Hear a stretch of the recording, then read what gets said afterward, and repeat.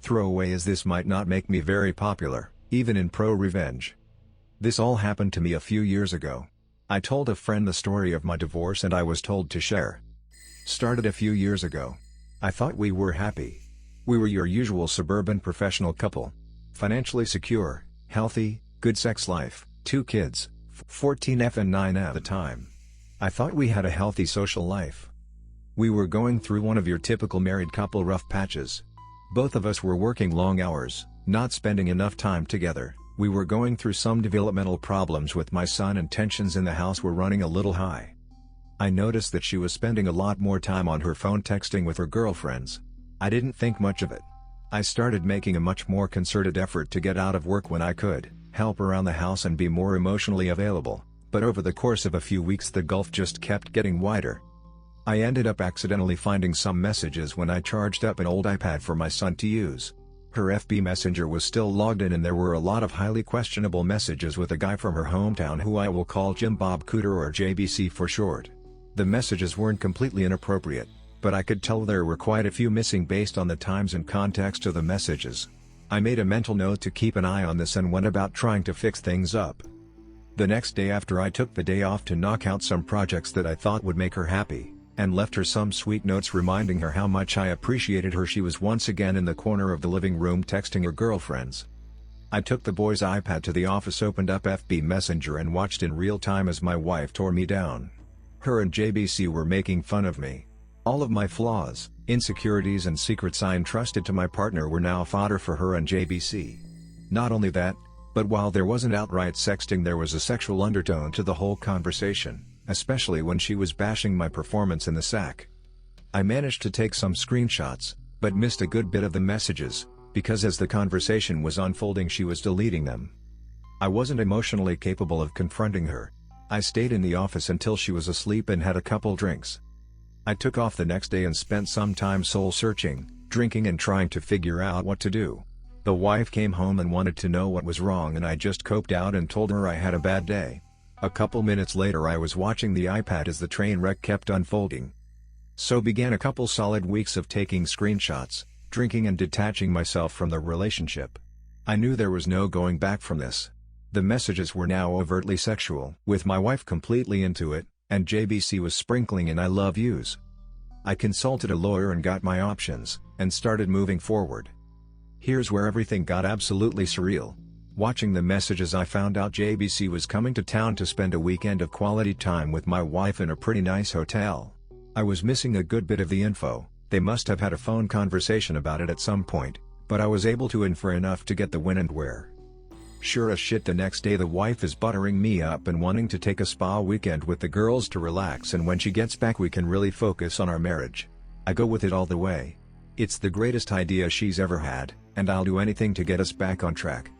I get with the lawyer and have him draft a strong separation agreement stating that she would move out, she would get weekend visitation, no child support in the interim until the divorce is final. Then I sit through the most agonizing 2 weeks of my life. After all this, most of my feelings for her are completely gone, and I'm just seething with anger like I've never felt before. D-Day arrives. I take the day off work. I withdraw half of any money in any accounts we are joined on, leave her half alone. I had already redirected my paycheck to a new bank. I close our money market account and get a cashier's check for her half and deposit my half in my new account. I stop at Office Max and print out about 75 pages of FB Messenger screenshots, and I kill time because I don't want her to be at home. She texts me that she's taking off and that she loves me. I tell her to have fun. I show up to the hotel at about 8:30 and call the wife's phone from the lobby. It goes straight to VM. They are probably already at it. Whatever. I walk up to the front desk and ask if I can use the phone to be connected to JBC's room. It rings 3 times and he picks up. JBC, hello? Me, JBC, can you send my wife down to the lobby please? JBC, I don't know what you're talking about bro. Me, okay then. I guess I'll have to call Mrs. JBC and get her down here. Totally a bluff. I knew he was married, and I knew her first name but that was it. JBC, inaudible, shuffling, panic. Me, you got 5 minutes. Click. Not even 2 minutes later my wife comes walking out of the elevator looking a little flustered. I sit her down in the corner of the lobby. Her, Start spewing bullshit saying it's not what it seems, etc., etc. Me, I'm not here to argue. The things that are said in this pile of papers are what's going on. The only way I'm not giving a copy of this to daughter, your parents, and emailing it to everyone we know is if you move out immediately. Wife was very prideful. Daughter was going through a rebellious teen phase, and her knowing probably would have forever killed their relationship. Wife was also her parents' golden child, and she always worried about what they thought of her. I didn't have much leverage, and shame was my only card to play. Also, her professional life is built up around her image, so I knew she would protect that at all costs. Her, sniffle, mumble, inaudible. Me, this is a check for half of the money market account. I've withdrawn my half of the money from all the other joint accounts. You should have more than enough to get a place. She starts to cry a little. I could almost see the different thoughts and waves of emotions going through her, but now was the time to keep pressing. Me, here is a separation agreement that I think is more than fair considering what's going on. I'm going to need you to look this over, sign it, and leave it at the house when you get your stuff. Do you want to look through these screenshots? Her, no. Me, okay. Go have fun with JBC. Do not come back to the house or I'm going to send this, holds up ream of screenshots, to everyone. I bounce out of the lobby, and I can hear her start to have a breakdown. I get to the car, drive off to a parking lot, and have my own crying rage fit. Previously I would have cried in front of her and yelled and whatnot, but I managed to get my shit together enough to pull it off. I don't know what she did that night or over the weekend. She texted and called over and over wanting to talk. I just turned the phone off, and by the time Monday afternoon rolled around there were movers getting her stuff and she delivered the agreement. I let her have a talk with the kiddos, basically saying mommy and daddy need some time apart, we still love you, etc., etc., standard divorce talk. After a week she wants to have a real talk for the first time. I oblige her because I've already got my shit together and I've got an idea of what I want, but I should hear her out. She's so sorry. She wants another chance. She wants her family back. She'll do anything. She's on her knees crying into my lap. I have no intention of ever taking her back. I tell her she needs to set up marriage counseling on her own at a time that works for me. I tell her that I can't live with her, but she should be around the children to try to maintain a relationship with them.